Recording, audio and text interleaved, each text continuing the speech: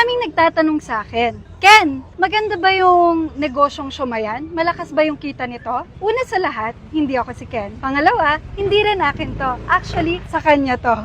Ayan si Ken. Pero, kung naghahanap kayo ng murang appliances na swak sa budget nyo, dito na kayo pumunta sa Raon sa Tondo. Guys, araw-araw silang may sale. Kaya siguradong kung ano pa yung kailangan nyo sa bahay nyo, meron dito mapa TV, ref, washing machine, lahat yan meron dito, pati mga speakers. Meron din silang branch sa San Jose del Monte, Bulacan, meron din sa General Trias, Cavite, at syempre ang original na Raon sa Tondo, dito lang yan sa Tondo, Maynila. Kaya ano pang hinihintay nyo? Pasok na kayo at tingnan nyo yung mga products nila.